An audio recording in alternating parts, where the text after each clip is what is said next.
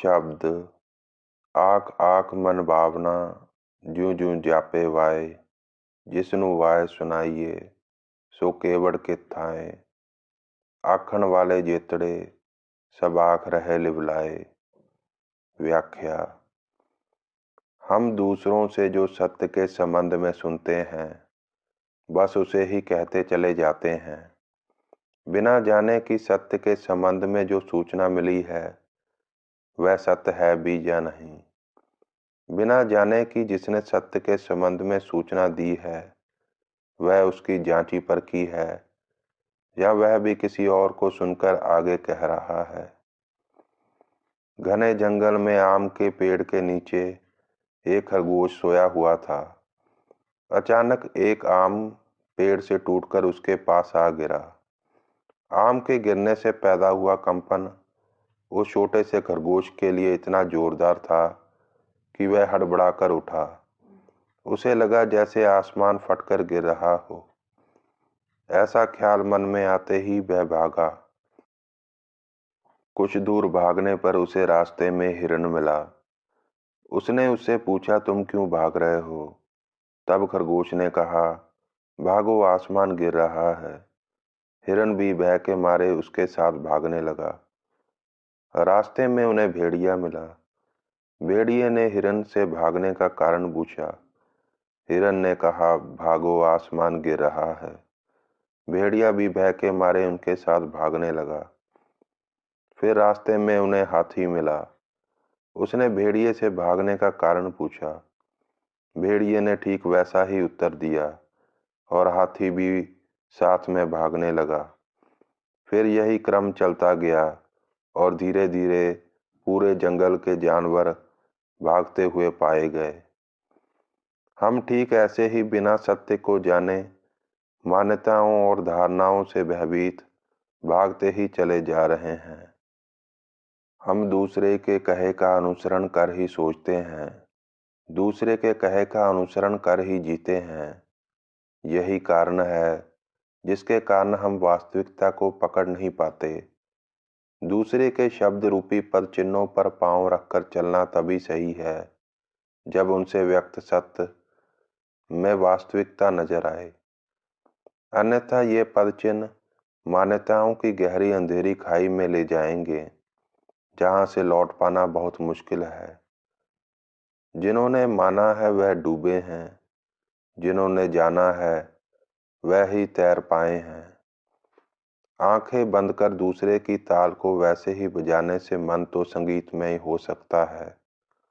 आंखें बंद कर दूसरे के सुर को वैसे ही गाने से मन तो सुरमय हो सकता है, पर इससे वास्तविकता के संबंध में कोई परिचय नहीं मिलता। बंद आंखों से दूसरे के गाए गीत से मन तो गुंजायमान हो सकता है, पर वास्तविकता का दर्शन संभव नहीं। हम सुनते हैं और कहते चले जाते हैं और मन रूपी साज उस कहे की ताल पर बजता ही चला जाता है। कोई सुनता है और उस सर्वत्र के विराट स्वरूप का चित्रण करता है, कोई उसे सात आसमानों के पार बताता है।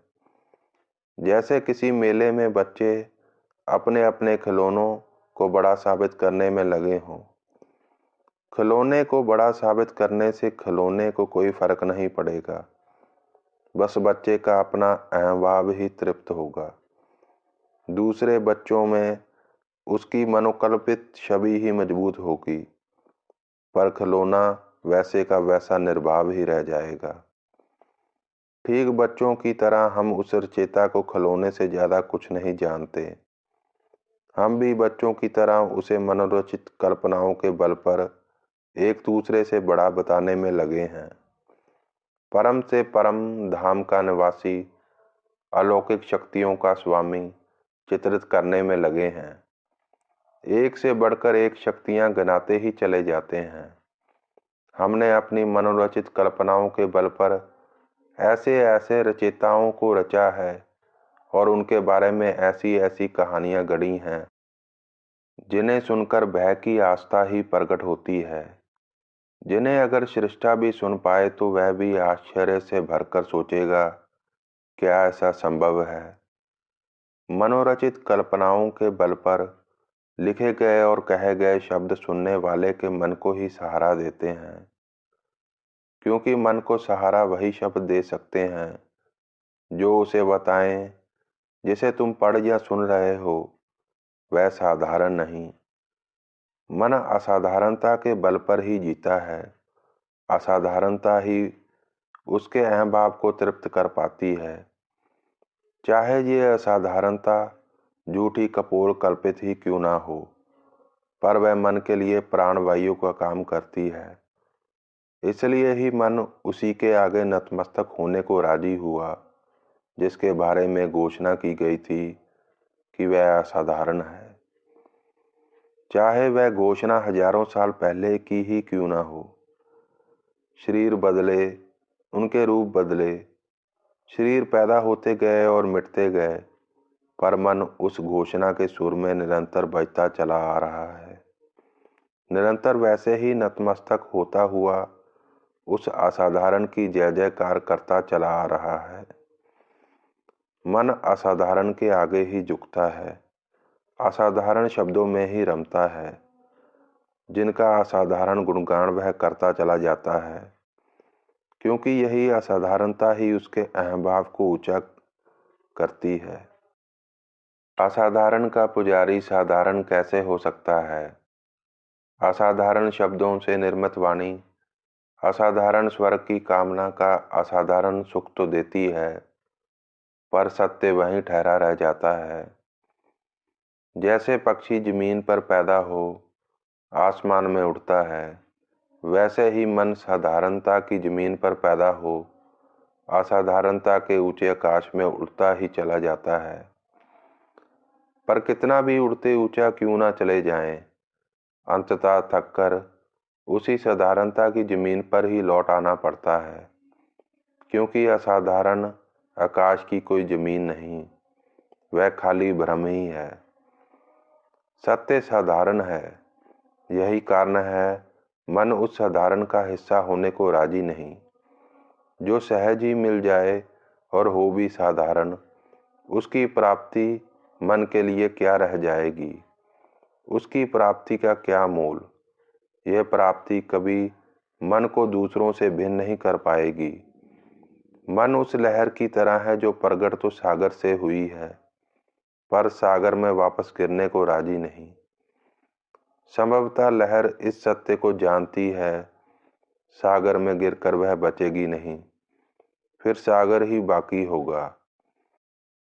सोचो, अगर सागर की लहर अपने उठने और गिरने के बीच के जीवन में एक काल्पनिक संसार को निर्मित कर उसी में जीना शुरू कर दे, जो उसे कहता रहे कि तुम साधारण लहर नहीं, तुम गिर भी जाओ तो मिटोगी नहीं, मिटना तो जल का है, तुम्हारा नहीं।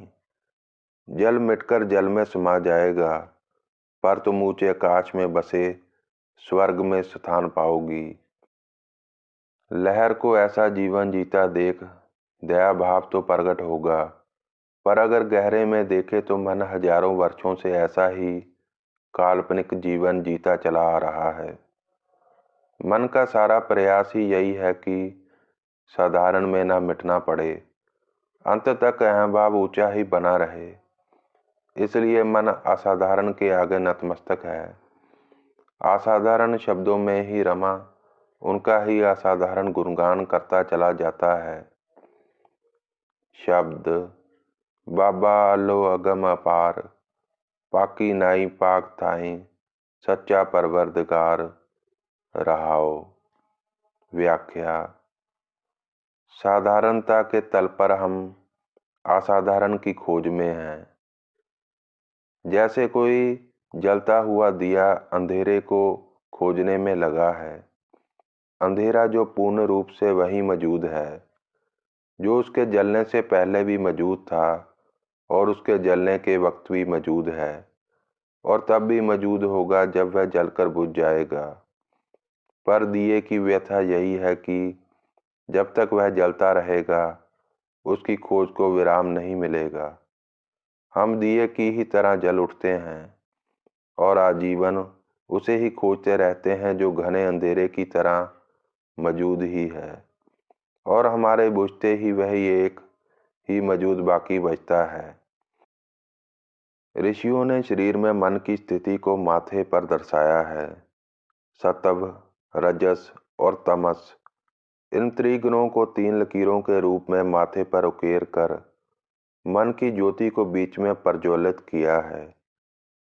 संभवतः वह इस रहस्य को जानते थे कि 3 गुणों में अटकी मन की ज्योति की लौ में ही मनुष्य देखता है। वह एक घने अंधेरे की तरह सदैव मौजूद है, पर हम मन की रोशनी में उसे वैसे ही खोजते हैं जैसे कोई घने अंधेरे में हाथों में रोशनी लिए अंधेरे को खोजे। खोजने वाला जिधर भी अंधेरे को रोशनी में देखने का प्रयास करेगा, अंधेरा दिखाई न देगा, पर अंधेरा है, वहीं उपस्थित है। वह तब तक नजर न आएगा जब तक रोशनी को हटाकर न देखा जाए, फिर वही होगा। मनुष्य की व्यथा यही है कि वह मन की ज्योति को हटा नहीं सकता। जन्म से मृत्यु तक मनुष्य इसी मन की ज्योति के नेतृत्व में देखने को बंधा है। अगर ये ज्योति ना हो तो शरीर का क्या मोल, फिर तो सब वैसा है, साधारण। मन की ज्योति असाधारण की अनुगामी है। अगर ये ज्योति ना हो तो मनुष्य का कर्म चक्र वहीं ठहर जाए। अर्जुन युद्ध से पहले ही हथियार छोड़ दे। मन की ज्योति कृष्ण हो अर्जुन रूपी मनुष्य को गीता कहती चली जाती है, और जीवन की महाभारत का युद्ध चलता ही रहता है। फिर कैसे जाने जो मन की रोशनी से परे है। ज्ञानी बिना आंखों से उसका चिंतन करते हैं, क्योंकि वह जानते हैं मन की ज्योति की रोशनी में आंखों से देखने पर उसे देखा ना जा सकेगा जो ठीक पीछे ही मौजूद है। इसलिए बिना मुड़े ही उसे जानना होगा। अनंत हो फैला हुआ अल्लाह बड़ा है, अथाह है, जैसे अंतहीन विशाल सागर जिसका अंत पाया नहीं जा सकता। हम जितना भी खोजते हैं वह और गहराता चला जाता है। वो अगम है, उसका गमन संभव नहीं। वो अपार है, उसका कोई पार नहीं, कोई किनारा नहीं। उस बेअंत का कोई अंत नहीं। उसका विधान पवित्र है, जो सूर्य की किरण के समान एक होकर भी अनेक रंगों को अपने भीतर समाये। उसकी पवित्र जमीन इस जगत में विद्यमान है। वही सच्चा पालक है। शब्द, तेरा हुक्म न जापी केतड़ा, लिख न जाने कोय। जे सऊ शायर मेलिए, तिल न पुजावे रोए। कीमत किने न पाया, सब सुन सुन आखे सोए। व्याख्या, उस अनंत के हुक्म का भेद कोई जानता नहीं। लिखकर गणना कर भी उस बेअंत के विधान का हिसाब लगाना संभव नहीं। अगर 100 शायर भी इकट्ठे कर लिए जाएं, तो उन सब की वेदना की गहराई मिलकर भी एक तिल जितना भी उस तक पहुंच नहीं सकती।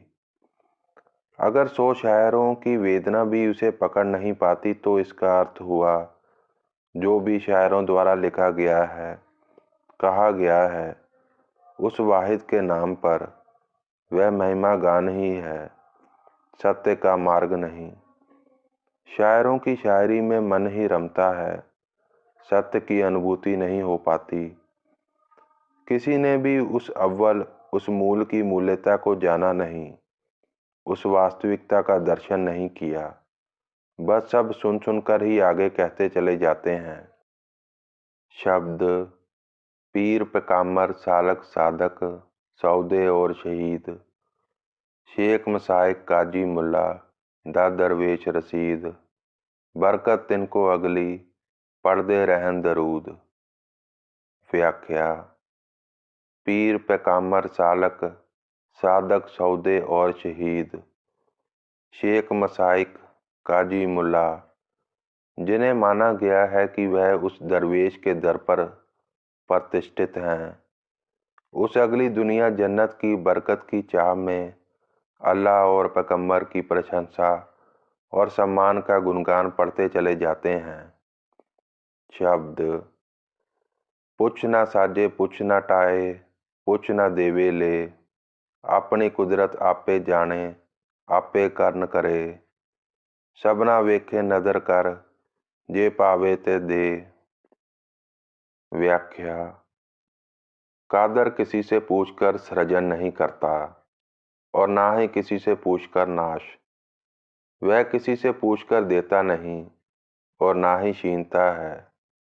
हम कितनी भी उसकी इबादत करें, कितने ही हज करें, कितने भी पूजा पाठ कर्म कांड कर उसे प्रसन्न करने का यत्न क्यों ना करें, कितनी भी वेदना से भरी प्रार्थनाएं और नमाजें उसके सजदे में पढ़ें, इनसे मन तो तृप्त होगा पर उस खालिक को कोई फर्क नहीं पड़ेगा। उसका इनसे कोई लेना देना नहीं। हजारों सालों तक किया गया तब भी उसके हुक्म को बदल नहीं सकता। हम हाथ उठाए प्रार्थनाएं और दुआएं मांगते चले जाते हैं, पर ये नहीं सोचते कि क्या वह हमारी सलाह से चलता है। अगर हम सोचते हैं कि वह हमारी सलाह से चलता है, तो इसका अर्थ हुआ हमारे लिए उसकी समझ अर्थहीन है। कर्ता अपनी करनी को खुद जानता है, वो आप ही उसे करता है। वह सबको दृष्टि कर देखता है, जैसा उसे भाता है वह वैसा ही देता है। शब्द थावा नाम न जानिए, नावा केवड़ नाओ, जिथे बसे मेरा पातशाह, सो केवड़ है थाओ, अंबड़ कोई न सकी, हूँ किसनों पुछन जाओ। व्याख्या। अगर अथाह सागर में मछली से पूछें कि सागर कहाँ रहता है, तो क्या वह बता पाएगी? अगर मछली से पूछें जो तुम्हारे चारों तरफ बह रहा है, उसका क्या नाम है, तो क्या मछली उसे किसी नाम में व्यक्त कर पाएगी? मनुष्य की व्यथा भी यही है। कैसे कहें अनंत कहाँ रहता है? क्या उसका नाम? नाम परिचय है। नाम किसी के आकार रूप और गुणों को व्यक्त करता है, पर अनंत जिसका आदि और अंत कहीं दिखाई नहीं पड़ता, उसे किस नाम से व्यक्त करें? अगर उस संपूर्ण का कोई नाम भी है तो उसे कैसे जाने? कैसे जाने वह किस जगह रहता है? कोई उस तक पहुंच नहीं पाया, फिर किससे पूछें? शब्द वरना वरना पावनी, जे किसे वड्डा करे, वड्डे हाथ वड्याइयां, जे पावे ते दे, हुक्म सवारे अपने, चसा ना टिल करे। व्याख्या। जब वह किसी पर अपनी कृपा करता है तो विशेष जाति और धर्म का भेद नहीं करता। उसे श्रेष्ठ और निम्न से कोई भाव नहीं। पाप और पुण्य, पवित्रता और अपवित्रता पर निर्मित व्यवस्थाएं उसे भयभीत नहीं कर पाती। उसके लिए कोई पाक और नापाक नहीं, कोई काफिर और मोमिन नहीं, कोई सुर और असुर नहीं। वह सर्वोच्च एक ही देवनहार है। जैसा उसे भाता है वैसा ही देता है। वह बिना किसी बाधा के, बिना किसी की परवाह किए अपनी मर्जी से अपने हुक्म को पूर्ण करता है। शब्द सबको आखे बहुत बहुत, लेने के विचार, केवड़ दाता आखिए, दे के रहा सुमार, नानक टोट ना आवी, तेरे जुग जुग भंडार। व्याख्या। जगत के जीव उस एक दाता से आस बांधे हुए हैं, सदा उसकी ओर ही देखते हैं और वह कभी उन्हें निराश नहीं करता। वह देता ही चला जाता है। जगत एक प्रक्रिया में बंधा हुआ है। जैसा जीव है वैसा ही अन्न उपलब्ध है, वैसे ही उसके जीने के संसाधन उपलब्ध हैं। जल धरती हो या आकाश, इसी एक प्रक्रिया में बंधा जीवन प्रफुल्लित होता चला जाता है। फिर भी उस दाता के देने में कोई कमी नहीं आती। उसे कितना बड़ा दाता कहें जो देकर भी भरा रहता है। ऋतुएं बदलती हैं और वृक्ष फिर फलों से लद जाते हैं। वर्षा गिरती है और तालाब फिर से भर जाते हैं। फूल खिलते हैं और मधुमक्खियों के लिए मीठा रस फिर बहने लगता है। उस एक विधान के इर्द गिर्द संसार चक्र कभी थमता नहीं, सदा चलायमान ही रहता है। दाता देता है और देता ही चला जाता है, फिर भी उसके पास कोई कमी नहीं होती। हर समय उसके भंडार बेअंत भरे ही मिलते हैं।